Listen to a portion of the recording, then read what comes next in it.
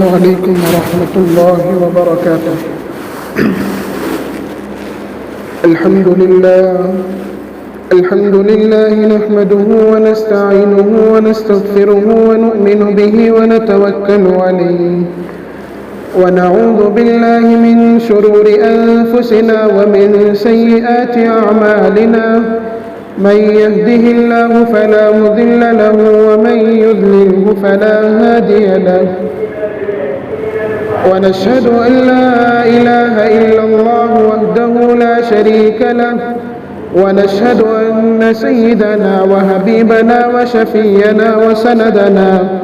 وسندنا ومولانا محمد وبارك وسلم، أو كما قال عليه الصلاة والسلام. اللهم صل على سيدنا محمد وعلى آل سيدنا محمد وبارك وسلم. اللهم فقهه في الدين وعلمنا القرآن الحكيم.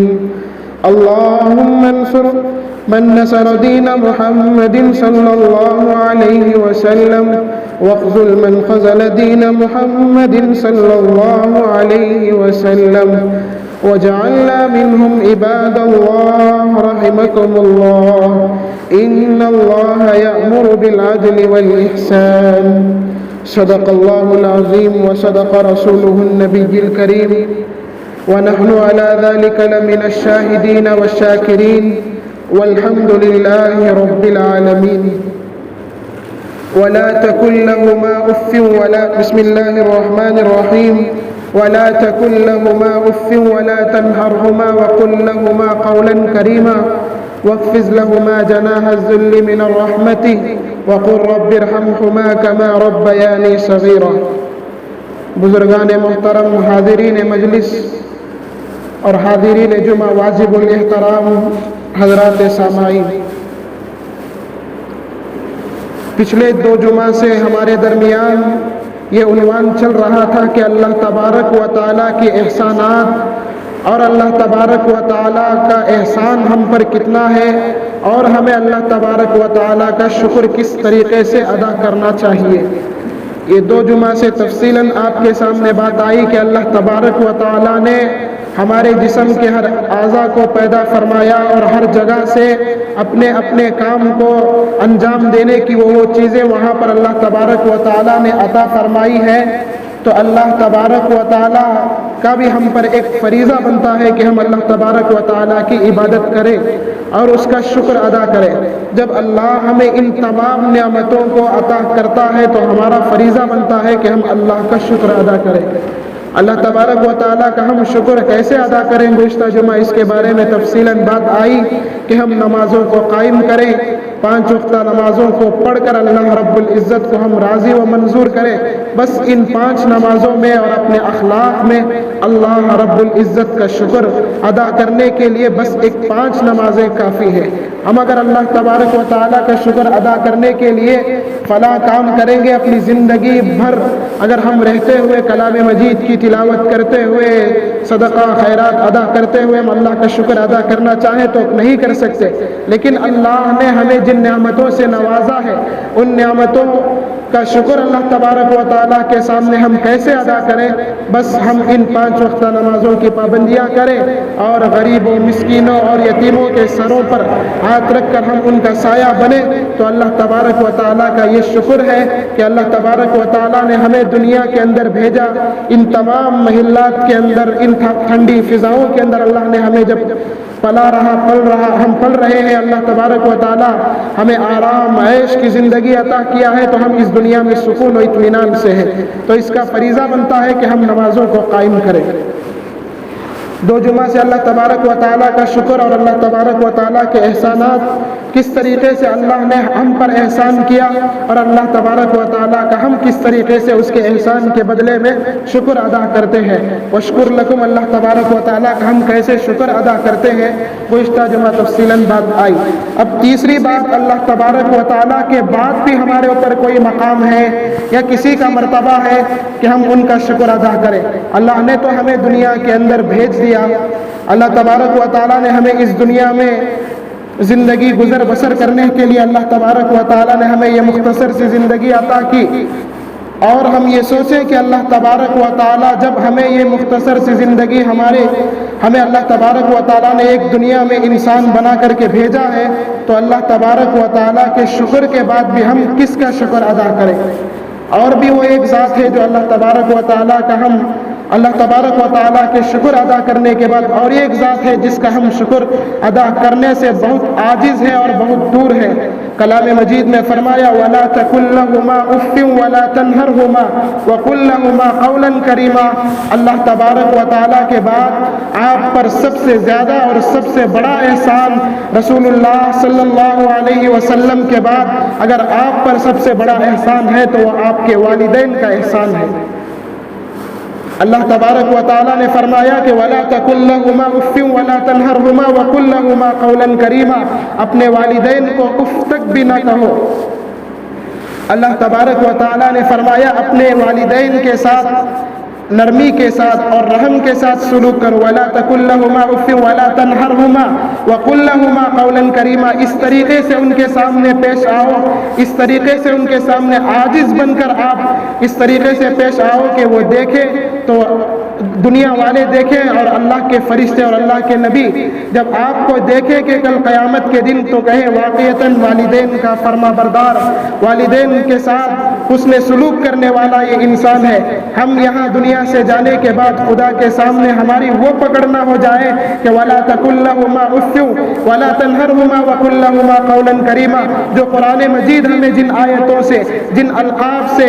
جن لقبوں سے ہمیں کہہ رہا ہے کہ تم اپنے والدین کا ادب کرو، والدین کے ساتھ جس طریقے سے حسن سلوک کرنا چاہیے، آج ہماری یہ قوم کا، ہمارے معاشرے کا یہ بڑا عالم اور بہت بڑی تعداد اس میں آ چکی ہے کہ والدین کی نافرمانیاں بڑھتی چلے جا رہی ہیں۔ والدین کے نافرمانیوں کے نتائج میں ہمارے سامنے اور ہمارے لیے جن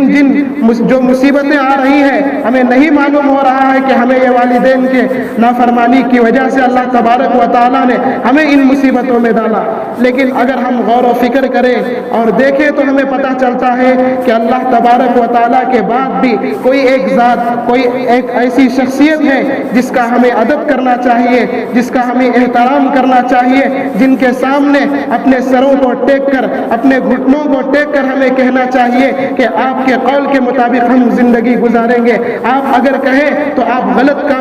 اگر غلط کام سے ہمیں روکیں گے تو ہم غلط کام میں جانے سے بچ جائیں گے۔ والدین ہمارے فرما بردار بنانے کے لیے ہمارے ساتھ ہزاروں کوششیں کرتے ہیں، اس کے باوجود بھی اولاد یہ کہتی ہے کہ آپ سے زیادہ ہم جانتے ہیں، آپ سے زیادہ ہم جانتے ہیں، آپ تو اس زمانے کے، اس دور کے انسان ہیں، آج تو ہم اس جدید ٹیکنالوجی کے دور کے ہیں، ہم آپ سے زیادہ جانتے ہیں۔ کلام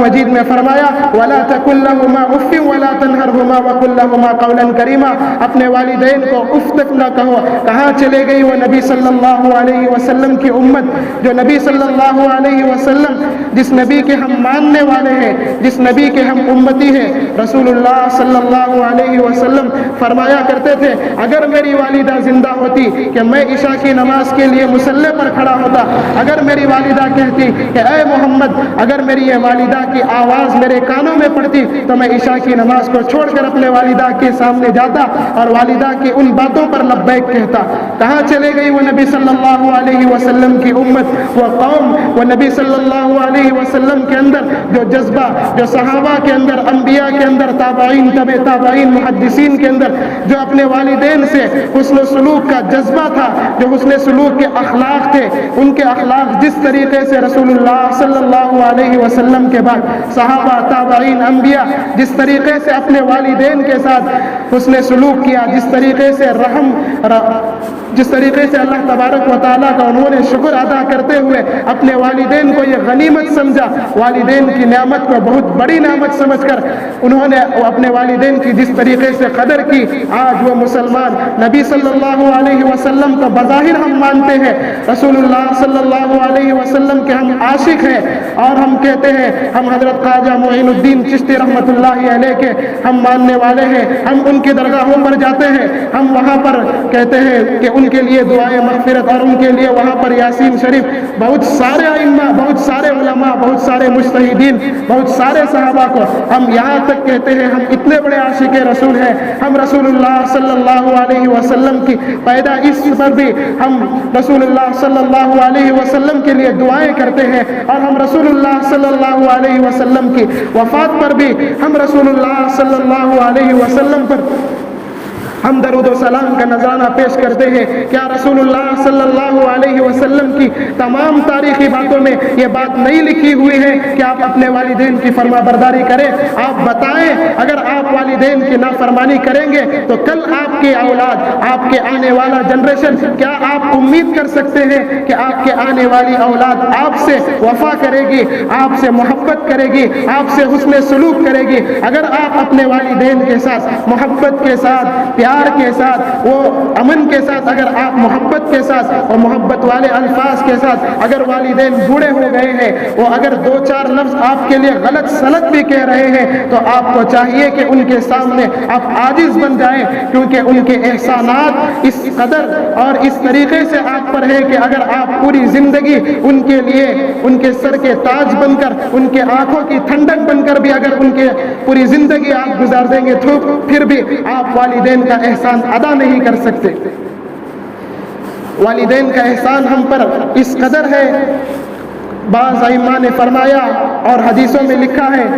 جب ماں اپنے بچے کو 9 مہینے تک اپنے پیٹ میں رکھتی ہے اور اس وقت اس ماں کے پیٹ سے بچے کی ولادت ہوتی ہے, تو ماں کے اس ماں کے درد کی وجہ سے, اس شدت کی وجہ سے, جس طریقے سے اس ماں سے آہ کی آواز نکلتی ہے, اس آہ کی آواز کا بھی احسان ادا نہیں کر سکتا اس کی اولاد اس کا احسان ادا نہیں کر سکتی. اور دوسری جگہ ائمہ نے فرمایا کہ ماں کی ولادت, ماں جب اپنے بچوں کو جب جنم دیتی ہے, اس وقت کی تو دور کی بات ہے, جب بچہ اس ماں کے پیٹ کے اندر جب پل رہا ہوتا ہے اور پھول رہا ہوتا ہے اور اس کی ہڈیاں اور گوشت ابھی بن رہا ہوتا ہے, اس وقت اس کی ماں کی آہٹ جو ہوتی ہے, جب وہ تکلیف کی وجہ سے, درد کی وجہ سے ماں جب آہ کہتی ہے, تو اس آہ کا بھی احسان اس کی اولاد اس کا آہ کا بھی احسان ادا نہیں کر سکتی. اور اللہ کے بندے, اس ماں کا اس آہ کی آواز کا بھی ہم احسان ادا نہیں کر سکتے. اس کے باوجود بھی بہت سارے ہمارے سامنے واقعات ہیں والدین کے نافرمانی کے, کس طریقے سے والدین کی نافرمانی کرتے ہوئے مسلمان چلے جا رہے ہیں. اللہ کے بعد, رسول اللہ کے بعد اگر کسی کا مقام ہے, اگر کسی کا مرتبہ ہے, تو وہ ہمارے والدین کا مقام ہے, ہمارے والدین کا مرتبہ ہے. ایک مشہور واقعہ ہے حضرت علقمہ رضی اللہ عنہ, جو جلیل القدر صحابہ میں ان کا شمار کیا جاتا ہے. جب حضرت علقمہ رضی اللہ عنہ کی اس دنیا سے پردہ فرمانے کا وقت قریب آیا, تو حضرت علقمہ رضی اللہ عنہ کے پاس بہت سارے صحابہ کھڑے ہوئے اور حضرت علقمہ رضی اللہ عنہ کو کہنے لگے کہ لا الہ الا اللہ محمد الرسول اللہ. حضرت علقمہ رضی اللہ عنہ کے زبان سے یہ کلمہ نکل نہیں رہا تھا, یہ الفاظ نہیں نکل رہے تھے, اور رسول اللہ صلی اللہ علیہ وسلم کے پاس تمام صحابہ تشریف لے کر گئے اور کہنے لگے رسول اللہ صلی اللہ علیہ وسلم کیا ماجرا ہے, معلوم نہیں. وہ جلیل القدر صحابی جس کا دل ہمیشہ مسجد میں اٹکا ہوتا تھا, جو ہمیشہ ذکر و اذکار میں لگا ہوتا تھا, وہ صحابی, وہ نبی صلی اللہ علیہ وسلم کا عاشق, وہ صحابی اب دنیا سے جا رہا ہے, وہ دنیا سے پردہ فرما رہے ہیں, تو اب ان کے زبان سے کلمہ جاری نہیں ہو رہا ہے. رسول اللہ صلی اللہ علیہ وسلم فوراً حیرانی کے ساتھ ان کے گھر تشریف لے کر آتے ہیں, ان کی منزل پر تشریف لاتے ہیں, اور رسول اللہ صلی اللہ علیہ وسلم کہتے ہیں کیا ماجرا ہے. رسول اللہ صلی اللہ علیہ وسلم نے فرمایا لا الہ الا اللہ محمد الرسول اللہ. کہے علقمہ رضی اللہ عنہ سے, ان کے زبان سے یہ کلمہ نہیں نکل رہا ہوتا ہے. حضرت علقمہ رضی اللہ عنہ کی حالت کو یہ دیکھ کر نبی صلی اللہ علیہ وسلم سمجھ جاتے ہیں کہ شاید ان کے ماں یا باپ کوئی ان سے خفا ہو گئے یا ناراض ہوں گے. تو حضرت محمد الرسول اللہ صلی اللہ علیہ وسلم اس وقت فوراً صحابہ سے کہا کہ علقمہ کی ماں کہاں ہے, انہیں بلا کر میرے پاس لائیں, اگر ان کی ماں یا باپ میں سے کوئی اگر زندہ ہے تو انہیں بلائیں. صحابہ نے فرمایا پیارے رسول صلی اللہ علیہ وسلم علقمہ کی والدہ زندہ ہے، فلاں جگہ رہتی ہے، رسول اللہ صلی اللہ علیہ وسلم نے فرمایا جائیں آپ فوراً علقمہ کی والدہ کو بلا کر لائیں۔ جب تمام صحابہ وہاں پر جاتے ہیں، وہ صحابیہ کی ماں کو تلاش کرنے کے لیے ان کی والدہ کو تلاش کرتے ہیں، ان کو لے کر رسول اللہ صلی اللہ علیہ وسلم کے دربار عالی میں حاضر ہوتے ہیں، اور رسول اللہ صلی اللہ علیہ وسلم نے حضرت ان صحابی کی ماں سے سوال کیا، کیا آپ اپنے بیٹے سے ناراض ہیں؟ کیا آپ اپنے بیٹے سے خفا ہیں؟ کیا آپ کا بیٹا آپ کے ساتھ بدسلوکی کرتا تھا؟ حضرت علقمہ رضی اللہ عنہ کی ماں جواب میں کہتی ہے، نہیں رسول اللہ صلی اللہ علیہ وسلم، میرا بچہ اور میرا یہ لخت جگر تو اتنا کامیاب ہے کہ ہمیشہ اس کا دل مسجد میں اٹکا ہوتا ہے، اور ہمیشہ یہ ذکر و اذکار میں اور ہمیشہ آخرت کی فکر میں رہتا ہے، لیکن ایک بات ہے کہ میں اس سے خفا ہوں، میں اس سے ناراض ہوں۔ ایک بات ہے، یہ بہت متقی ہے، بہت پرہیزگار ہے، بہت بڑا اللہ والا ہے، بہت یہ قرآن کو ماننے والا، حدیث کو ماننے والا، ہمیشہ مسجد میں رہنے والا، اور دنیا سے یہ بہت کوسوں دور ہے، اور یہ جنت سے بہت قریب رہتے ہوئے بھی، اور اللہ تبارک و تعالیٰ کی وہ جنت کی فضاؤں کو وہ سوچتا ہے اور کہتا ہے کہ کب میں جنت کے اندر جاؤں گا، کب میں وہاں کی ٹھنڈی فضاؤں کو لوں گا۔ وہ ہمیشہ اسے آخرت کی فکر رہتی ہے، لیکن ایک بات یہ ہے کہ یہ میری بات کم مانتا ہے اور یہ اپنی اہلیہ کی بات زیادہ مانتا ہے۔ رسول اللہ صلی اللہ علیہ وسلم نے فرمایا کہ آپ اتنی سی بات پر ان سے ناراض ہیں؟ اور حضرت علقمہ کی ماں کہتی ہے، ہاں میں ان سے ناراض ہوں کہ اس لیے کہ یہ اپنی بیوی کی بات کو زیادہ مانتے ہیں، میری بات کو کم مانتے ہیں۔ اور رسول اللہ صلی اللہ علیہ وسلم نے فرمایا کہ امی جان، آپ علقمہ کی ماں ہیں، اگر آپ علقمہ کو ابھی اس وقت معاف کر دیں گے اور کہہ دیں گے میں نے اپنے لخت جگر کو معاف کر دیا، تو کل اللہ بھی معاف کر دے گا، اور وہاں پر کسی قسم کی وہاں پکڑ نہیں ہوگی، کوئی سوال و جواب ان سے نہیں کیا جائے گا۔ اگر آپ حضرت علقمہ کو معاف نہیں کریں گے تو یہاں سے جانے کے بعد اللہ معاف کرے کہ نہ معاف کرے، اگر والدین اس دنیا میں معاف نہ کریں تو ہم اس کی کوئی گارنٹی بھی نہیں لے سکتے کہ ہم ایک جلیل القدر صحابی ہونے کے باوجود اللہ تبارک و تعالیٰ کے سامنے اس طریقے سے ان کا حاضر ہونا یہ مناسب نہیں ہے، آپ انہیں معاف کر دیجئے۔ پھر رسول اللہ صلی اللہ علیہ وسلم کا یہ جواب سن کر حضرت صحابی کی والدہ کہتی ہے کہ میں اسے معاف کرنے والی نہیں ہوں، کیونکہ اس نے میری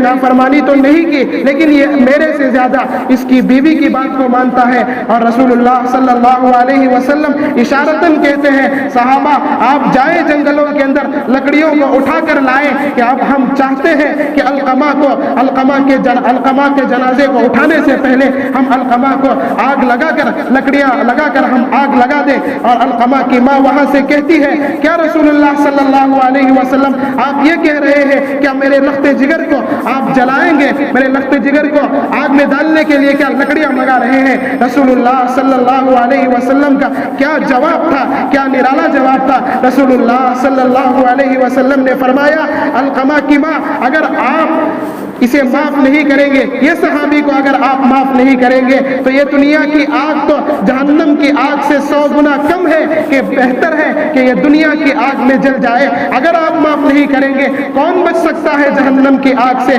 جب اتنے بڑے جلیل القدر صحابی رہنے کے باوجود اللہ تبارک و تعالیٰ نے جب پھر حضرت علقمہ کی ماں کہتی ہے، رسول اللہ صلی اللہ علیہ وسلم اب میں نے اپنے بچے کو معاف کر دیا، میں نے بخش دیا، اس وقت حضرت علقمہ کی زبان سے کلمہ طیبہ جاری ہوتا ہے، لا الہ الا اللہ محمد الرسول اللہ، یہ کہتے ہوئے حضرت علقمہ دنیا سے پردہ فرما جاتے ہیں۔ اور اس کے بعد رسول اللہ صلی اللہ علیہ وسلم نے ان کے نماز جنازہ پڑھائی، کفن دفن کیا، اس کے بعد ماجرا ختم۔ ہم سوچ سکتے ہیں ہم مسلمان ہونے کے باوجود، نبی صلی اللہ علیہ وسلم کے ایک ادنا سے امتی ہونے کے باوجود آج ہمارا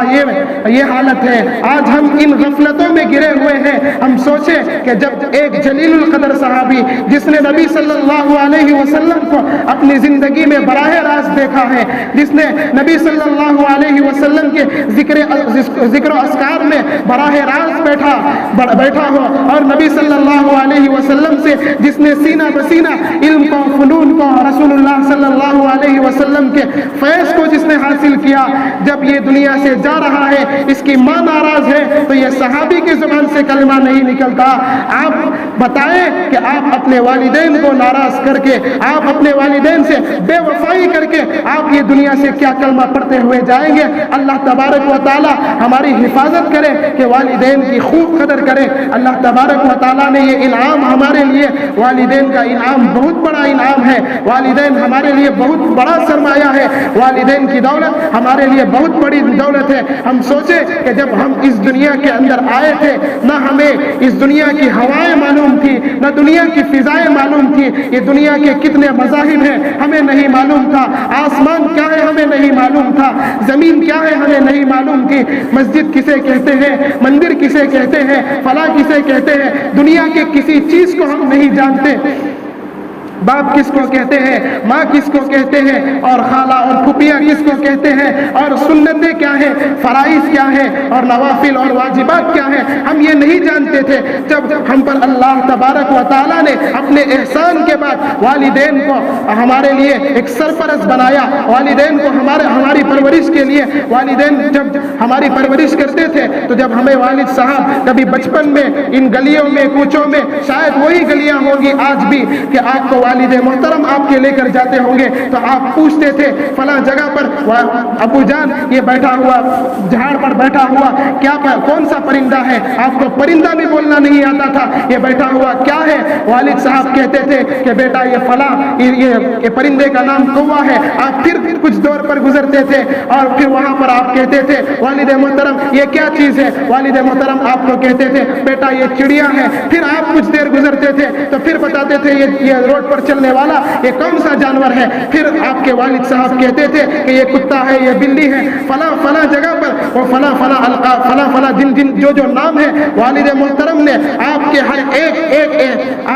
ہر ایک سوال کو ایک سوال کا اس طریقے سے جواب دیا کہ آپ کے ذہنوں میں وہ باتیں بیٹھ گئی، آج تک بھی وہ الفاظ آپ کے مرتے دم تک بھی وہ الفاظ اور وہ لفظ آپ کے ذہن میں بیٹھے ہوں گے۔ کوے کو دیکھتے ہی فوراً کہتا ہے مسلمان کہ یہ کوا ہے، کتے کو دیکھتے ہی فوراً کہتا ہے یہ آپ نے تو کوئی اسکول اور یونیورسٹیوں میں کہیں جا کر کے نہیں پڑھے، یہ آپ کی آپ کی ماں کی گود سے آپ پیدا ہوئے، فلاں جگہوں پر جاتے تھے، آپ کی والدہ یہ کہتی تھی فلاں یہ جانور ہے، فلاں پرندہ ہے، یہ سن کر آپ نے ان چیزوں کو یاد کیا۔ آپ کے والدین کا یہ احسان ہے، آج آپ کے والدین بوڑھے ہو چکے ہیں اور آج ان کی آخری عمر آ چکی ہے اور ان کا دنیا سے اور ان کا آخری لمحہ چل رہا ہے دنیا کے اندر، تو آپ والد محترم اگر آپ سے یہ ان کے خیالات بھی خراب ہو سکتے ہیں اور بڑھاپے کی عمر میں نہ جانے اللہ تبارک و تعالیٰ سب کی حفاظت فرمائے، کون کون سی حالتوں سے انسان گزرتا ہے، کوئی گھٹنوں کا مریض تو کوئی دماغی مریض بنتا ہے، تو کوئی ہارٹ کا مریض تو کوئی چلنے سے معذور ہوتا ہے، ہر طریقے کے انسان کی آخری زندگی میں اور وہ ہر دور سے اور وہ ہر بیماری سے گزرتا ہے۔ اللہ حفاظت فرمائے، تمام کی حفاظت فرمائے۔ جب آپ کے والدین یہ بوڑھے ہو گئے ہیں، جب ان کو اللہ تبارک و تعالیٰ جب کہہ رہا ہے وَلَا تَقُلْ لَهُمَا أُفٍّ وَلَا تَنْهَرْهُمَا وَقُلْ لَهُمَا قَوْلًا كَرِيمًا، آپ اپنے والدین کو اف تک نہیں کہہ سکتے۔ آپ کا والد آپ کو پوچھے کہ بیٹا وہ بیٹھا آپ کے والد کا خیال خراب ہو گیا یا ان کی دماغی کمزوری ہو گئی ہے تو آپ کہتے ہیں تو یہ کیا ہے، تو آپ فوراً کہتے ہیں فلاں ایک واقعہ گزشتہ ایک ائمہ اکرام نے اس واقعے کو بہت بیان کرتے ہیں اور بہت سارے کتابوں میں یہ نقل کیا گیا کہ ایک شخص تھا جو اپنے والد محترم کے بڑھاپے کی عمر میں وہ زندہ تھا اور بڑھاپے کی عمر میں وہ والد محترم اس سے کہتے کہ بیٹا یہ جھاڑ پر بیٹھا ہوا پرندہ کیا ہے، تو اس شخص نے کہا کہ ابو جان یہ بیٹھا ہوا کوا ہے۔ پھر دوسری مرتبہ والد نے کہا کہ بیٹا یہ جھاڑ پر بیٹھا ہوا کیا ہے، تو پھر اس نے کہا کوا ہے۔ تو پھر تیسری مرتبہ والد صاحب نے سوال کیا کہ بیٹا یہ جھاڑ پر بیٹھا ہوا کون سا پرندہ ہے، تو پھر اس نوجوان کا جواب ہوتا ہے کوا ہے۔ تبھی اس سے بولا سمجھ میں نہیں آیا، تو پھر اس طریقے سے تیسری ہی مرتبہ میں یہ بدسلوکی کا جواب آ گیا، اور یہ جواب سنتے ہی فوراً والد کہنے لگا، بیٹا جب تو چھوٹا تھا اس گلی سے گزرا کرتا تھا، یہی جھاڑ پر یہ کوا بیٹھا کرتا تھا، تو کہتا تھا کہ ابو جان یہ کیا ہے، یہ کیا ہے، تو 100 مرتبہ پوچھتا تھا تو میں اس کا جواب دیتا کہ بیٹا یہ کوا ہے، یہ چڑیا ہے، یہ بندر ہے، یہ کتا ہے۔ آج تو اس میری یہ عالم کو دیکھتے ہوئے تو یہ کہہ رہا ہے کہ تمہیں سمجھ میں نہیں آتی۔ اس طریقے سے نوجوان، اس طریقے سے امت کے لوگ، مائیں اور بہنیں، اور اس طریقے سے لوگ اس طریقے سے غفلت میں جاتے ہوئے اپنے والدین کے ساتھ اس طریقے سے بدسلوکی کرنے پر آ گئے، تو یہاں تک کہ اپنے باپ کو بوڑھے کے لقب سے کہنے لگے، کیا جی بوڑھے میاں تم نہ بول رہے تو سمجھ میں نہیں آتا، یہ القاب سے اپنے والدین کو کہتے ہیں۔ اور بیٹھے بوڑھے خاں ان کو بلاؤ، یہاں بیٹھے بڈھی ماں ان کو بلاؤ، یہ القاب سے اپنے والدین کو بلاتے ہیں۔ آپ کو سوچنا چاہیے، آپ کے والدین جب آپ کو جس طریقے سے پالا ہے، جس طریقے سے پوچھا ہے، جس طریقے سے آپ کے والدین نے آپ کی تعلیمی سرمایہ کو جس طریقے سے آخری دم تک آپ کو پہنچایا اور آپ کے قدموں پر آپ کو کھڑا کیا، آپ کو فلاں جگہ پر نوکری لگنے تک باپ آپ کے ساتھ رہتا ہے اور دعائیں کرتا رہتا ہے اور کوششیں کرتا رہتا ہے کہ میرا بیٹا دنیا کے اندر اس مقام پر پہنچ جائے، اس مرتبے پہ پہنچ جائے کہ دنیا دیکھنے والے لوگ میرے بیٹے کو دیکھ کر ہائے ہائے کہیں اور رش کریں اور کہیں۔ والدہ تو گھر میں بیٹھے ہوئے دعائیں کرتی ہے، صبح صبح ہمارے لیے گرم گرم اور ناشتے بنا کر کھلاتی ہے اور کہتی ہے کہ میرا بیٹا فلاں انٹرویو کو جا رہا ہے، فلاں جگہ پر کام کو جا رہا ہے۔ یہ ماں کی محبتیں آج بھی ہمارے ساتھ ہیں، آج بھی کچھ لوگوں کے سروں پر سایہ والدین کا ہے، وہ بہت بڑے مالدار ہیں اس زمانے کے، اور وہ بہت بڑے رئیس ہیں اس زمانے کے۔ جن کے پاس دولت ہے وہ رئیس نہیں، جن کے پاس والدین کی دولت ہے وہ بہت بڑے اس دور کے رئیس ہیں اور بہت بڑے مالدار ہیں۔ ایک مرتبہ حضرت موسیٰ علیہ السلام پہاڑ کی چوٹی پر چڑھ رہے تھے، اس وقت چڑھتے حضرت موسیٰ علیہ السلام پہاڑ پر چڑھے، پھر واپس چڑھتے ہوئے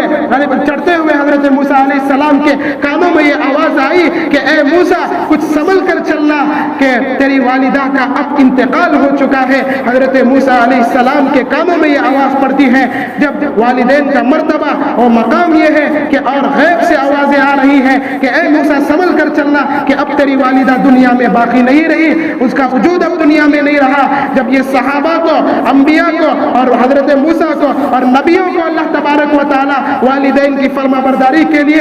ایک راہ راست پر آنے کے لیے کہہ رہا ہے، تو ہم تو ان نبیوں کی، رسول اللہ صلی اللہ علیہ وسلم کی ہم امت میں ہیں، ہم تو صحابہ کو ماننے والے، اولیاء کو ماننے والے، محدثین کو ماننے والے، آج ہم کہتے ہیں کہ ہم عاشق رسول ہیں، رسول اللہ صلی اللہ علیہ وسلم کے آپ عاشق ہوتے ہوئے آپ کا یہ فریضہ ہے کہ آپ والدین کی قدر کریں۔ آپ رسول اللہ صلی اللہ علیہ وسلم کے عاشق ہونے کا، آپ کے عشق کا یہ ثبوت نہیں کہ آپ قرآن کی تلاوت کریں، آپ کا یہ ثبوت نہیں کہ آپ نمازوں کو قائم کریں، آپ دعوت و تبلیغ میں جائیں، آپ غریبوں اور مسکینوں کے سروں پر ہاتھ رکھیں، ان کا سایہ بنے، یہ بھی ایک طرف رسول اللہ صلی اللہ علیہ وسلم کی عاشقی کی علامت ہے، اور دوسری طرف بھی رسول اللہ صلی اللہ علیہ وسلم کی عاشقی کی علامت یہ ہے کہ رسول اللہ صلی اللہ علیہ وسلم نے جن القاب سے اپنی ماں کو کہتے تھے کہ میں عشاء کی نماز کے لیے مصلی پر ہوں، میری ماں کہے تو میں عشاء کی نماز کو چھوڑ کر اپنی والدہ کے در پر اور اپنے والدہ کے ان الفاظ کے سامنے میں جا کر کہوں گا، والدہ کے سامنے میں لبیک کہہ کر حاضر ہو جاؤں گا۔ یہ بھی عاشقی کا ایک بہت بڑا ثبوت ہے کہ ہم والدین کے ساتھ حسن سلوک کریں، والدین کے ساتھ اچھا برتاؤ کریں۔ یہ نہیں کہ ہمارے والدین اب بوڑھے ہو چکے ہیں، اب ان کی آخری عمر آ چکی ہے، وہ اب گھٹنوں کے مریض ہو چکے ہیں، اٹھنے کے قابل نہیں ہو چکے۔ یہاں تک ایسے بھی لوگ ہیں کہ اپنے والدین کو سیر و تفریح کے لیے لے جانے کے لیے شرم آتی ہے، ان کو کہتے ہیں ہم لے کر جائیں گے فلاں ہوٹلوں میں، ہمارے سامنے ہمارے دوست بیٹھے ہوں گے، فلاں بیٹھے ہوں گے، ہمارے رشتہ دار بیٹھے ہوں گے، یہ بوڑھے میاں تو اس طریقے سے کھاتے ہوں گے، ہمیں دیکھ کر شرم آتی آتی ہے کہ ہم اس لیے اپنے والد کو نہیں لے کر جاتے. یہ یقیناً امت کے اندر یہ اس طریقے سے یہ نحوست پھیلتی چلے گئی اپنے والدین کو یہ بہت سمجھنے لگی یہ امت. اسی لیے امت پر مصیبتیں آئی, حالات آئے تو حالات کا جائزہ لے. ہم نے اپنے والدین کی نافرمانیاں کی, ہم نے رسول اللہ کی پہلے نافرمانی کی, پھر قرآن مجید کی وَلَا تَقُلْ لَهُمَا اُفٍّ وَلَا تَنْهَرْهُمَا وَقُلْ لَهُمَا قَوْلًا كَرِيمًا وَاخْفِضْ لَهُمَا جَنَاحَ الذِّلِّ مِنَ الرَّحْمَةِ وَقُلْ رَبِّ ارْحَمْهُمَا كَمَا رَبَّيَانِي صَغِيرًا. اللہ نے آپ اپنے والدین کے ساتھ رحم کا معاملہ کرنے کے لیے, حسن سلوک کا معاملہ کرنے کے لیے کلام مجید میں کہا, اور رسول اللہ صلی اللہ علیہ وسلم کے قول و فعل سے اللہ تبارک و تعالیٰ نے امت کو یہ دکھا دیا کہ اپنے والدین کے ساتھ کس طریقے سے حسن سلوک کرنا چاہیے. اس کے باوجود بھی یہ قوم, یہ نبی کی امت رسول اللہ صلی اللہ علیہ وسلم کی عاشقی کے جھوٹے دعوے کرتے ہوئے اپنے والدین کے ساتھ بدسلوکی کے مظاہرے کرتے ہیں اور اپنے والدین کے ساتھ اس طریقے سے پیش آتی ہے کہ نہ معلوم کہ ایسا محسوس ہوتا ہے کہ اپنا باپ ہے یا غلام ہے یا اپنی ماں ہے یا اپنی باندی ہے. یہ سمجھ میں نہیں آتا کہ اپنے والدین کے ساتھ کس طریقے سے یہ امت سلوک کر رہی ہے, کس طریقے سے. کیا رسول اللہ صلی اللہ علیہ وسلم کے بتائے ہوئے طریقے یہ ہمارے لیے یہ ہے؟ رسول اللہ نے ہمیں اس طریقے سے گزرنے کے لیے کہا تو ہم اس کے اپوزٹ کے طریقے اختیار کر لیے. جو فرعون اور نمرود کا طریقہ تھا وہ طریقہ ہم نے اختیار کر لیا. اے مسلمان,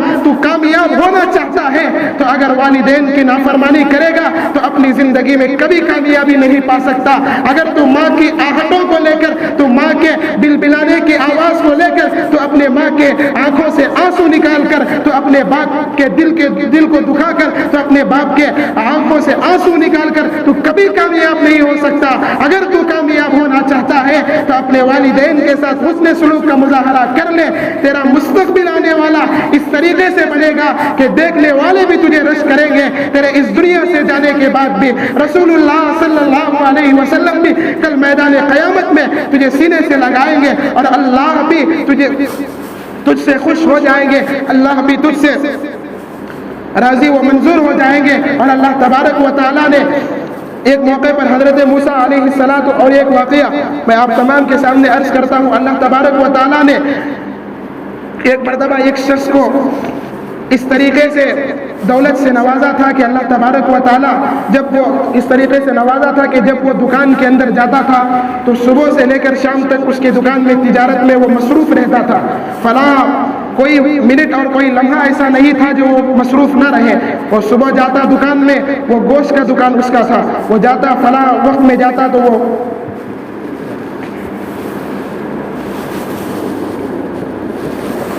فلاں وقت میں وہ دکان کو جاتا, وہاں دن بھر مصروف رہتا. اس کی اتنی مصروفیات کے باوجود بھی اس کی ماں جو تھی اس کے گھر میں اکیلی ماں تھی. وہ شام کے وقت آتا تو اپنی ماں کے لیے کچھ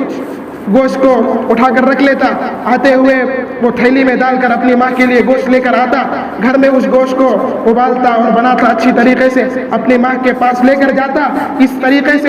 اس کی ماں کا یہ عالم ہو گیا تھا, اس کی ماں کا یہ عالم ہو گیا تھا کہ وہ اپنے ہاتھوں سے اٹھا کر بھی نہیں کھا سکتی تھی. وہ گوشت کو گلاتا اور اپنی ماں کے سامنے بیٹھتا اور نوالا بنا کر اپنی ماں کے منہ میں ڈالتا, اور اس طریقے سے اس کی ماں کھاتی تھی. اور اس کی ماں کو ایک بیماری بھی لگ چکی تھی کہ وہ ذہنی مریض ہو چکی تھی, اس کے باوجود بھی اس کی ماں اسے برا بھلا کہتی تھی. ایسی اس طریقے سے وہ خدمت کیا کرتا تھا. اور ایک مرتبہ وہ سوتا ہے اور وہ سوتے اور یہ خواب دیکھتا ہے کہ جنت الفردوس میں جب وہ ایک مرتبہ آیا, ایک وقت آیا ہے اس کے سامنے کہ وہ خواب میں دیکھ رہا ہے کہ وہ دنیا سے چلا گیا, اور دنیا میں وہ معمولی کسی انسان کا ساتھی نہیں, حضرت موسیٰ کا ساتھی ہے. اور وہ انسان فوراً اٹھا اور سوچنے لگا کہ یہ کیا ماجرا ہے, اور اس نے سوچنے لگا کہ یہ یقیناً کچھ بات ہو سکتی ہے. جب اس نے تحقیق کی, معلوم کیا, تو یقیناً جب یہ والدین کی قدری کیا, والدین کے ساتھ حسن سلوک کا مظاہرہ کیا, تو کل اللہ تبارک و تعالیٰ نے اس ایک ادنا سے گوشت کے بزنس مین کو, گوشت کے بیپاری کو کل حضرت موسیٰ کا ساتھی بنا کر جنت میں بھیجے گا. جب یہ ادنا سے گوشت کے بیپاری کو جب اگر اس کی قدر اپنے والدین کی قدر کرنے کے بدلے میں یہ رسول اللہ صلی اللہ علیہ وسلم کے ساتھ جنت میں تشریف لے کر جائے گا. ایک اتنا ادنا سے امتی کے ساتھ اللہ تبارک و تعالی اتنا بڑا انعام عطا کر سکتے ہیں. تو ہمیں سوچنا چاہیے, ہمیں سمجھنا چاہیے کہ ہمارے والدین اب زندہ ہیں ہمارے سامنے. جن کے والدین حیات ہیں ان کے لیے بہت بڑی نعمت ہے, بہت بڑا سرمایہ ہے آپ کے سروں پر کہ آپ اپنے والدین کی قدر کر لیں. آپ کے والدین کے یا آپ کی والدہ کے یا آپ کے والد کے اس دنیا سے جانے کے بعد ایک سیکنڈ کی, ایک لمحے کی آپ بھیک مانگتے رہ جائیں گے کہ ابو جان آپ اٹھ جائیے, میں آپ کی خدمت کروں گا. ابو جان آپ اٹھ جائیے, میں آپ سے فلاں چیز کا مشورہ کر لوں گا. ابو جان آپ, امی جان آپ اٹھ جائیے, میں فلاں چیز آپ سے پوچھ لوں گا. امی جان آپ اٹھ جائیے, اب میں آپ سے وفا کروں گا, میں آپ سے حسن سلوک کروں گا. اب تک جو ہو گیا آپ کے والدین اس دنیا سے جانے کے بعد اگر آپ روتے ہوئے, بلکتے ہوئے, سسکتے ہوئے رہ جائیں گے, کہتے ہوئے رہ جائیں گے والد صاحب آپ اٹھ جائیے, آپ کا سرمایہ ہمارے سروں سے اٹھ چکا ہے, اب میں عاجز آ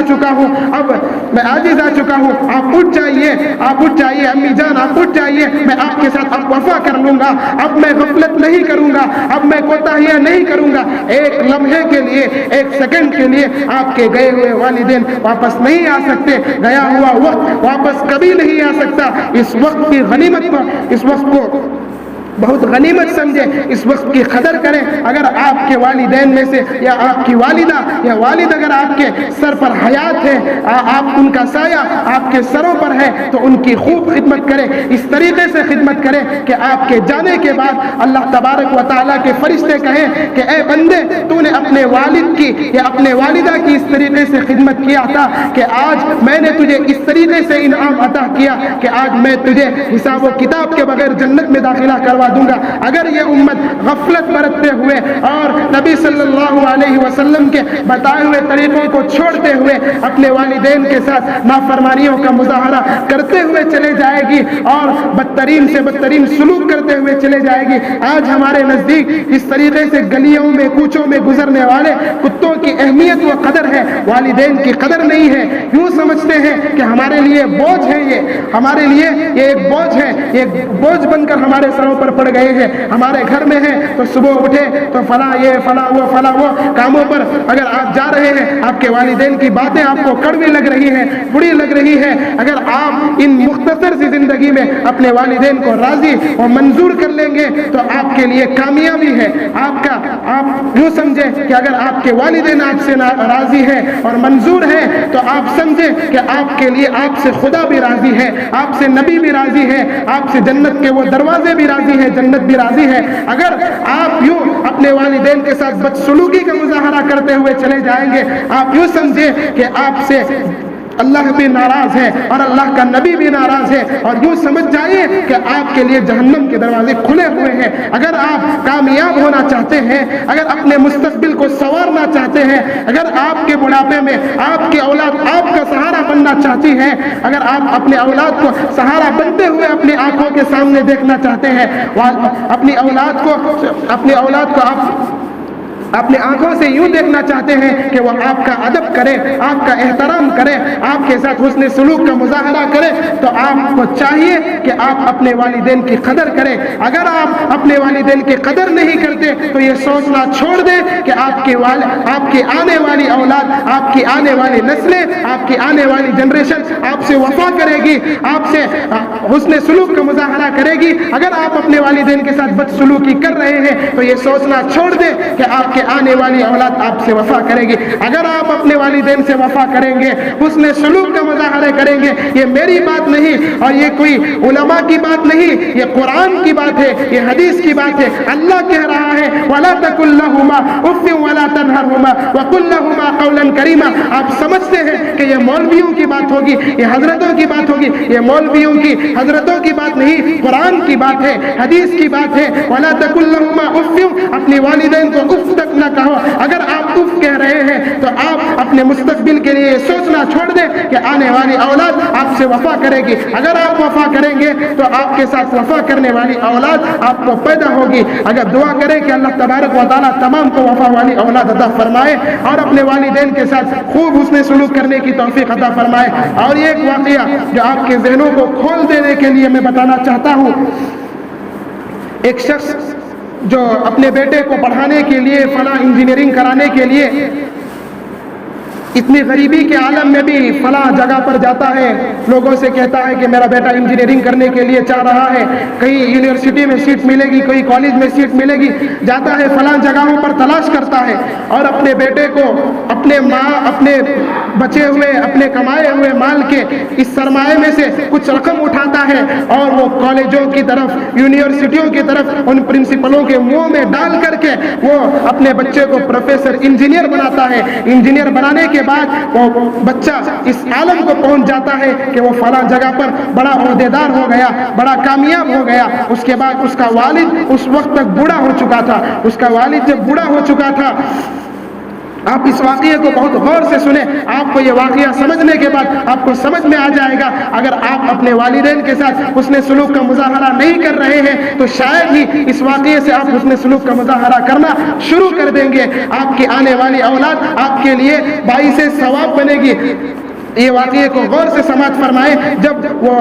شخص فلاں جگہ پر اس کی نوکری لگ جاتی ہے اور وہ فلاں جگہ پر جاتا ہے, کماتا ہے, خوب اچھی طریقے سے عیاش و آرام کے ساتھ زندگی گزارتا ہے, جب تک اس کا باپ بوڑھا ہو چکا ہوتا ہے. جب وہ باپ بڑھاپے کے عالم میں وہ بندہ آتا ہے, والد کے ساتھ کچھ دن اچھا سلوک کیا, ابو جان والد صاحب کہہ کر کچھ دن بلاتا تھا, کچھ دنوں کے بعد اس کی دولت کے نشے میں آ کر والد صاحب کو بدسلوکی کے ساتھ بول رہا ہوں تو سمجھ میں نہیں آیا, یہ کر رہا ہوں سمجھ میں نہیں آیا, آپ کو بولنا نہیں آتا, آپ کو تمیز نہیں, آپ کو تہذیب نہیں, فلاں فلاں القابات سے اپنے باپ کو کہنے لگا. اور باپ جب بڑھاپے کے عالم میں آ گیا تھا, جب اس کی شادی ہو گئی, شادی ہونے کے بعد بیوی کہنے لگی اگر تمہارا باپ میرے ساتھ رہے گا تو میں آپ کے ساتھ رہنے کے لیے راضی اور منظور نہیں ہوں. تب یہ اپنے باپ کو اپنے گھر کے سامنے, جو ہم آج پرانے زمانوں کا دور تھا کہ ہم اپنے گھروں کے سامنے ایک کتے کا گھر بنایا کرتے تھے, اب تو وہ رواج و ماحول ختم ہو چکا ہے. ویسا ایک گھر بناتا ہے اور وہاں پر اپنے باپ کو رکھتا ہے, اس کا ٹھکانہ وہاں پر عطا کرتا ہے, اس کے لیے ایک ٹٹے میں کھانا دے کر وقتاً فوقتاً وہاں پر کھانا پہنچانے کے لیے غلاموں کو, اس کے نوکروں کو واچمینوں کو کہہ دیتا ہے کہ فلاں وقت پر میرے باپ کو کھانا پہنچا دینا. وہ والد صاحب کے ساتھ اس طریقے سے بدسلوکی کا مظاہرہ کرتا ہے. باپ سوچتا ہے اور کہتا ہے کہ کیا ماجرا ہے, میں نے اپنی پوری دولت کو بیچ کر, میں نے فلاں جگہ پر جا کر بڑے بڑے لوگوں کے سامنے میں نے سر کو ٹیک کر, اپنے گھٹنوں کو ٹیک کر میرے بیٹے کو ایسا پروفیسر بنایا. یہ دنیاوی تعلیم پر یہ ہرگز تہمت نہیں ہے, دنیاوی تعلیم آپ خوب حاصل کریں, لیکن والدین کے ساتھ جو حسن سلوک کا مظاہرہ کرتی ہے اولاد, وہ اس طریقے کا یہ واقعہ بتا کر یہ بتانے کا مقصد ہے یہ انگریزی تعلیم پر, دنیاوی تعلیم پر اس کا کوئی اثر نہیں پڑے گا اور کوئی انگریزی تعلیم کے مخالفت میں یہ بات نہیں ہے. یہ جب بندہ اچھا کام میں اور نوکری میں لگ جاتا ہے تو اور وہ وہاں پر اپنے والد صاحب کے ساتھ بہت بدسلوکی کا مظاہرہ کرتا ہے اور کہتا ہے کہ یہ بڈھا تو فلاں وقت بکتا رہتا ہے, یہ کرتا ہے, فلاں کرتا ہے. جب باپ کے آنکھوں سے آنسو آتے ہیں, سوچیں آپ نے اپنی اولاد کو اپنے کندھوں سے اپنے سینے سے لگا کر کے آپ نے کبھی کھایا ہوگا کہ نہیں کھایا ہوگا, لیکن آپ کی اولاد کے لیے دودھ کی فکر کرتے ہیں, آپ اپنی اولاد کے لیے کھانے کی, رزق کی, اناج کی فکر کرتے ہیں. آپ سوچتے ہیں میں ایک دن بھوکا رہ جاؤں گا, مجھے چل جائے گا. والدہ سوچتی ہے کہ میں ایک دن بھوکی رہ جاؤں گی, چل جائے گا, میرا لخت جگر بھوکا نہ رہنا پائے. کیا گزری ہوگی اس باپ پر جس نے اس بچے کو انجینئر بنایا, جس نے اس بچے کو پروفیسر بنایا, اور بنانے کے بعد اس بچہ اس طریقے کا سلوک کرنے لگا اور باپ کہنے لگا کہ بیٹا یہ کیا ماجرا ہے, میرے ساتھ کس طریقے کا سلوک کر رہے ہیں. اور بیٹا کہتا ہے تو اب تو تم بوڑھے ہو چکے ہو, اب تو تم کسی چیز کے قابل نہیں. ایک دن وقت گزرتا ہے, وقت رکنے والا نہیں. اب یہ وقت ہے تو ابھی پونا گھنٹہ ہو رہا ہے, تو پھر کچھ دن آئیں گے, یہ وقت گزر جائے گا. یہ وقت کے گزرنے کے بعد فلاں کروڑ پتی بھی آ کر کہہ دے کہ یہ وقت گزر گیا, یہ نکل گیا, اس کے ایک سیکنڈ کو میں پیچھے کر دکھاؤں, پھر سے پونے گھنٹے کو اور یہ جمعہ کے دن کو, یہ تاریخ کو 2022 کو میں واپس لاؤں, تو آپ کی پوری دنیا کی دولت اور آپ کا سرمایہ ایک طرف, آپ ایک سیکنڈ کو بھی پھر گئے ہوئے ایک سیکنڈ آگے کو آپ پیچھے نہیں لا سکتے. یہ اللہ کے ہاتھ میں ہے, یا اللہ کی ذات میں ہے, یا اللہ کی شان ہے. جب یہ وقت گزرتا چلا گیا, وقت ایک جیسا نہیں ہوتا. اور اس طریقے سے مثالیں دینے والوں نے مثال اس طریقے سے یوں دے کر فرمایا کہ دنیا گول اس لیے بنائی گئی ہے کہ اگر آپ کچھ یہاں پر پھینکیں تو آپ کو گول پھرتے ہوئے پھر آپ کے پاس آ کر وہ ٹکرا جائے. جب یہ بندہ, یہ پروفیسر جب اس کے باپ سے اس طریقے کا بدسلوکی کا مظاہرہ کرتا ہے, وقت تو گزر گیا, ختم ہو گیا. ایک دن وہ آیا کہ باپ صبح اٹھا تو باپ اس دنیا سے رخصت ہو چکا تھا, دنیا سے باپ جا چکا تھا, ختم ہو چکا تھا باپ اس دنیا سے. وہ کہا دیکھا ٹھیک ہے اب میرا باپ چلے گیا ہے, غسل کے لیے کفن دفن کے لیے لوگوں کو بلایا, فلاں رشتہ دار جمع ہوئے, دفن کرنے کے لیے گئے, دفن وغیرہ ہو گئی. تدفین ہونے کے بعد جب واپس گھر پر آئے تو تب تک یہ جب والد کی حیات ہی میں اس کو ایک بیٹا ہو گیا تھا, اس نوجوان شخص کو, اس انجینئر کو ایک بیٹا ہو گیا تھا. وہ غالباً 6 یا 7 سال کی عمر میں وہ پڑھ رہا تھا, اسکول میں پڑھ رہا تھا. جیسے ہی گھر میں آیا, گھر میں آتے ہی باپ کہتا ہے اب تمہارے دادا تو چلے گئے دنیا سے, اب وہ روم کسی کے قابل نہیں رہی. فوراً اس بچے کے ذہن میں آتا ہے میرے دادا جان کی وہ کھانے والی برتن وہاں موجود ہوگی, میرے دادا جان جس گلاس کے اندر دودھ پیا کرتے تھے, چائے پیا کرتے تھے, پانی پیا کرتے تھے, وہ گلاس موجود ہوگا. فوراً وہ بچہ اس پروفیسر کا بچہ دوڑتے ہوئے جاتا ہے, اس کمرے کے اندر گلاس اٹھاتا ہے, پلیٹ اٹھاتا ہے اور اس کے دیگر سامان کو اٹھاتا ہے. باپ کہتا ہے کہ بیٹا وہ سب چیزیں اب کام کی نہیں ہیں, وہ سب چیزیں ختم ہو گئی ہیں, اس سب چیزوں کو کہیں غریب کو دے دیں گے یا پھینک دیں گے, تو کہیں پر لے جا کر کے پھینک دیں گے, وہ سب چیزیں اچھی نہیں ہیں. اور بچہ پھر کہتا ہے, اصرار کرتا ہے نہیں میں لے لوں گا ابو جان. تو پھر وہ والد کہتا ہے کہ نہیں بیٹا یہ سب چیزیں کی کام کی نہیں ہے, تو سب چیزیں رکھ دیتا ہے, بس ایک پلیٹ کو وہاں سے اٹھا لیتا ہے اور لیتے ہوئے آتا ہے, اس پلیٹ کو اچھی طریقے سے دھلتا ہے اور رکھتا ہے. باپ کہتا ہے بیٹا آپ کے لیے گھر میں اتنے پلیٹیں موجود ہیں, آپ کے لیے اتنے یہاں کٹورے موجود, گلاسیں موجود, اتنا سب ہمارے گھر میں موجود ہے, آپ یہ پلیٹ کو کیوں لے کر آ رہے ہیں؟ بیٹا اس کا بیٹے کا جواب یہ ہوگا کہ آپ کے دلوں پر آرے چل جائیں گے یہ بات کو سن کر. بیٹا کہتا ہے کہ ابو جان آپ نے اپنے والد کو اس کٹے میں کھانا کھلایا, آپ نے اس روم میں کھانا کھلایا, آپ کے بڑھاپے میں آپ جب اس عمر کو آئیں گے میں آپ کو اسی پلیٹ میں کھانا کھلاؤں گا.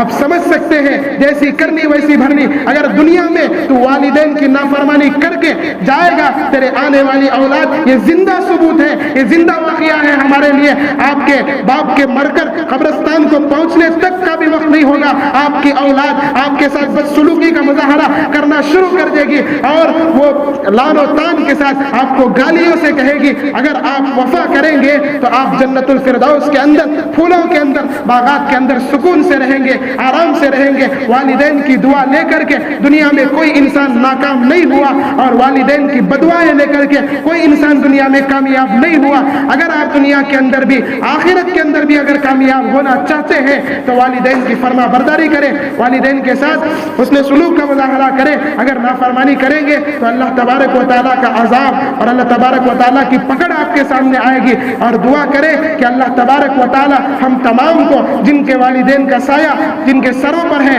اللہ تبارک و تعالیٰ خوب خدمت کرنے کی توفیق عطا فرمائے. اللہ تبارک و تعالیٰ ان کے سائے کو ہمارے سروں پر تادیر قائم فرمائے. اگر جن کے والدین دنیا سے جا چکے ہیں تو موقع در موقع آپ جائیں, جب سہولتیں ملے آپ کی والدین کے قبروں پر جائیں, دستک دیں. آپ ان کے فرزند ہونے کے بعد آپ کا فریضہ بنتا ہے آپ ان کے قبر پر جائیں, جا کر کے کچھ ایصال ثواب کریں. اگر نہیں وہاں جانے کا بھی وقت آپ کے لیے نہیں ہے, بعض حدیثوں میں آیا جو بندہ اپنے والدین کی زیارت کے لیے جاتا ہے تو وہاں اپنے والد کو, والدہ کو خوشی محسوس ہوتی ہے, فرشتوں کے ذریعے اللہ ان باتوں کو پہنچاتا ہے. اگر آپ یہاں بھی بیٹھ کر, جمعہ کا دن آپ کے لیے ملتا ہے, چھٹیاں ہوتی ہیں, اتوار کا دن آپ کے لیے چھٹیاں, کچھ آیتیں کچھ قرآن کی تلاوتیں آپ کر کے ان کے لیے ایصال ثواب کریں, کچھ پڑھ کے اپنا ذخیرہ وارم کا جمع کر کے رکھ لیں. جمعہ کے دن یا پیر کے دن کوئی موقع آئے آپ وہاں پر جائیں, متعین کوئی ایک وقت کو آپ چن لیں, آپ جائیں فوراً وہاں پر ان کے لیے دعا کریں. میں جو پڑھا ہوں میرے والد کے نام, میرے والدہ کے نام, اللہ تبارک و تعالیٰ آپ میرے والدین نے میرے ساتھ زندگی کے اندر, دنیا کے اندر اتنے احسانات کیے, میرا یہ یہ ادنا سا تحفہ، یہ مختصر سا تحفہ ان کے لیے آپ پہنچا دیجئے. یہ اس طریقے سے آپ دعائیں کریں، یہ دعائیں کریں گے تو انشاءاللہ آپ کے آنے والے مستقبل میں اللہ تبارک و تعالیٰ آپ کو آرام کے ساتھ، سکون کے ساتھ، چین کے ساتھ، شادمانی کے ساتھ رکھے گا. اور دعا کریں کہ اللہ تبارک و تعالیٰ اپنے والدین کی خوب قدر کرنے کی توفیق عطا فرمائے. اگر جن کے والدین اس دنیا سے جا چکے ہیں ان کے والدین کے لیے ایصال ثواب خوب کرنے کی توفیق عطا فرمائے، ان کے لیے صدقہ خوب دینے کی توفیق عطا فرمائے. کہیں سنی تمام باتوں پر اللہ تبارک و تعالیٰ مجھے اور آپ تمام کو، پورے امت مسلمہ کو خوب عمل پیرا ہونے کی توفیق عطا فرمائے. آمین. وآخر الدعوانا الحمد للہ رب العالمین.